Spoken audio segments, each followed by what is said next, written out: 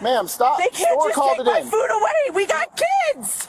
EBT's gone. What are we supposed to do? Starve? Don't be surprised when we start taking it. People gotta eat. Me and my kids have been 5 days without food.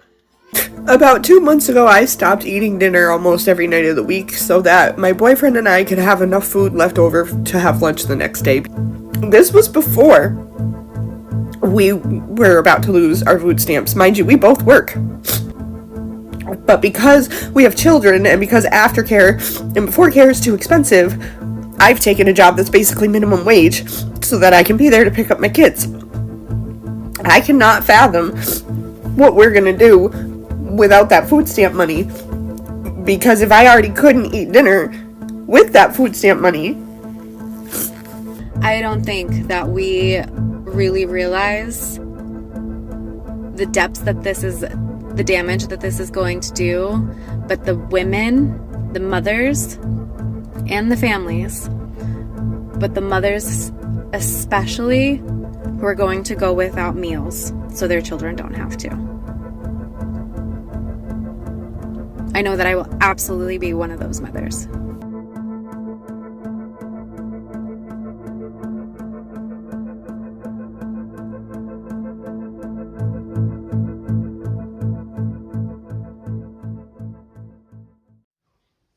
From the very first clip, you can hear it in their voices. Stress. Real stress. Parents in the United States saying they're skipping meals so their children can eat. This is the United States, and parents are rationing food. That should make everyone uncomfortable. Guys, I have this compilation of videos. We want to hear directly from these parents and how life is like and why this is happening. Let's watch until the end, and while you watch, please subscribe because I'll be back with more reactions. Thank you. So I just finally got confirmation that food stamps is officially cut for next month. I work hard every single day. I get up every single day and clean houses, and I still rely on food stamps to feed my 6 children because the prices are so high. It's unrealistic to think about not having food stamps. Next month, I'm so terrified because 6 babies are always eating. Plus myself, I eat about 1 meal a day, but still. I'm so tired of seeing people say like, oh, well, maybe if you had a job, you could get your groceries, or you know what I'm saying, you would have to depend on SNAP. I work full-time, thank you, and I do rely on stamps because guess what, it's not enough money in this economy for me to be able to pay bills and get stuff that we need and provide for my 2 kids. So yes, I depend on stamps and I have a full-time job. So please know that people out here depend on stamps. It's not because we out here just mooching off the government. It's because we literally need that to provide for our family. Me and my kids have been 5 days without food. 5 days ago, my food stamps were taken from me, stolen from me with no warning, Today, I get this food stamp letter from the fucking food stamp office telling me not only am I losing my food stamps, I'm losing my $2,100 in cash benefits that I get every single month to pay my bills. I'm losing my Section 8. My food stamps have now decreased from $4,300 to $19 a month for 6 kids. How the hell am I supposed to feed 6 kids on $19 a freaking month? On top of having to come up with rent. Because now I don't have Section 8. Cash benefits. No cash benefits. My $300 utility check that I get every single month, I will no longer be getting. We're going to be left out on the fucking streets. They take all of my food stamps. I don't even have a fucking dollar to my name, and I have 6 kids to feed. Please tell me, how is this making America great again? Can somebody make that? I'm so fucking pissed. I skipped dinner this week to save food for my kids.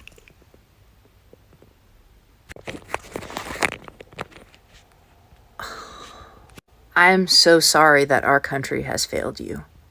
I think stories like this need to be pushed out more than mine. Starting with a lot of the comments that were posted on the I'm an American video. I think it's important to share these stories, and I think it's important that people see the struggle.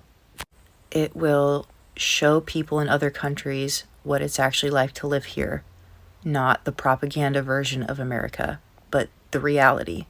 And I hope it will also show other Americans that they're not alone. I just think that this needs to be talked about more. It's shocking to me how many people from overseas are surprised by what I've had to say. And that's just me. I'm nowhere near the poorest of poor. There are people in these comments who, they have to live in cars, or they're just homeless in general. I think the world needs to know about this. It's not doing Americans justice to just share propaganda. America currently is not like how it used to be. Compared to other countries, we're not doing great. Quality of life, garbage. Affordability, terrible. Healthcare, non-existent. Social issues, we're still dealing with things like inequality. Grapples with issues like pew-pew violence, income inequality, and a complex political landscape, which is basically set up to help us fail. Pause if you want to read more. Clearly, America is not doing as well as it claims to. We're not even in the top 20 countries for most of these things on this list. This is no longer the land of the free, and if we keep pretending like it is, nothing is ever going to change. And if things don't change, people like this will still be starving so that her children can eat. Parents in Africa are telling their children to finish their meal because they're starving children in the United States that don't have it like this. I'm not trying to be funny, it's true. 4 million foster kids, their foster parents did not get their SNAP food assistance yesterday. And another 4 million foster kids, they're not getting theirs today. I don't care how your bread is sliced or how it's buttered. If you can look and see a president throwing a $20 million Halloween party and putting up a $230 million ballroom, spending billions of dollars on his own military, if you don't see this as being effed up, you are brainwashed. He's literally destroying the farmers and then bringing in competition for what little the farmers can sell here in the United States. I don't know how you slice your shit cake, but no matter how you slice it, it's still shit cake. And right now in America, it's at the darkest, most disgusting place I've ever seen America. I'm gonna put mine out tonight. The entire continent of Africa has come for me now. I'm literally going viral because I made a video because an African woman said, "Eat your food, children. There are starving children in America." Let me explain something to you guys. We were lied to. There was a company called UNICEF. We saw commercials every single day. We saw starving babies, and it said that you guys were dying.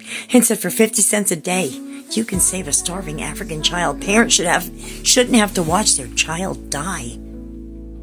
We were sending money to Africa, we thought, to save the children with the flies on their bloated bellies and the flies on their faces. You have no idea they programmed us and told us Africa was a poor country and everybody was starving to death. Meanwhile, Africa, they're growing their own food. They're living healthy. They're not eating the fast food we are. We're the ones eating shit. We're the ones with no food. We're the ones with no farms. The Africans were eating better than us. Where did all that money for UNICEF go? And why didn't we have a UNICEF in America to feed the starving children here? Do you guys remember these commercials? Because the entire continent of Africa is coming for me. And yes, I know Africa's not a country. It's got countries within it. I am actually well-traveled and educated. But the point being, we were lied to. We were lied to and made to believe that Africa was the place with the dirty water and the starving people. It was America all along. The internet changed that. Thank you very much for watching. So let me start by talking numbers. $17 for 4 hamburger patties, that's not luxury food. It's basic protein. And when multiple Americans are saying the same thing, groceries are out of control. It's not exaggeration. That's inflation mixed with stagnant wages. And here is what's scary. Many of these parents work full-time. 2-income households still struggling. So, this erases laziness. It's about cost of living outpacing income. Food stamp cuts. Then they mention food stamp reductions. SNAP benefits being cut. Now think about that. When inflation rises, you'd expect support systems to increase. Instead, benefits are shrinking. What does that create? It's pressure at the bottom. And when the bottom cracks, families feel it fast. Children feel it fast. Now, let me say something that really shocked me. Watching this from my country, it feels unreal. Because in many African countries, if you have a job, basic job, you can at least secure staple food. It might not be luxury, but there's ugali, rice, beans, maize flour. You eat. You get your proteins, your carbohydrates, eggs, your vitamins. So hearing Americans say, I work full-time and I still can't feed my kids properly, that flips the narrative. For years, the phrase was, there are starving children in Africa. Now there are viral videos joking about starving children in America.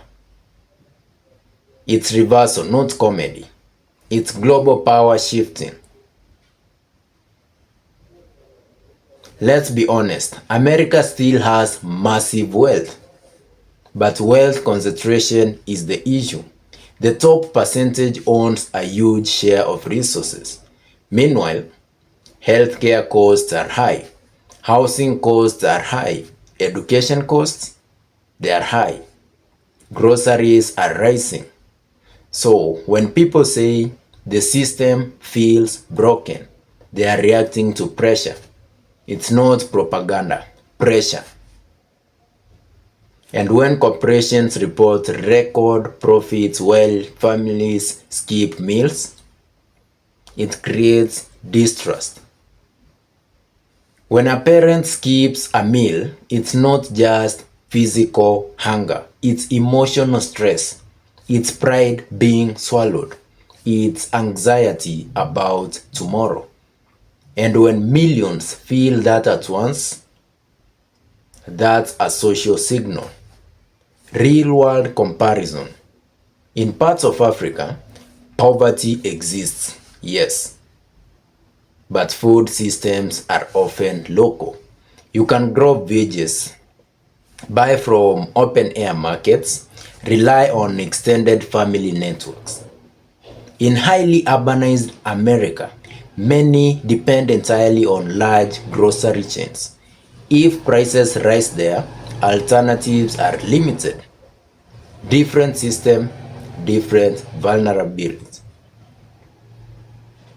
Community solutions. Some Americans are responding by sharing food within neighborhoods, starting community gardens, learning to grow vegetables, exploring off-grid living.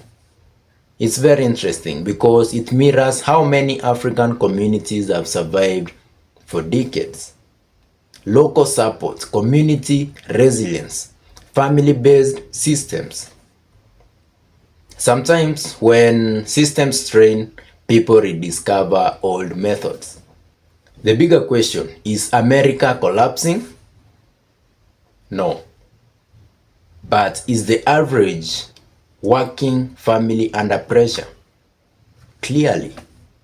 And when a wealthy country's citizens start saying, I can't afford basic food, it's not something small. That's structural. Loud thought.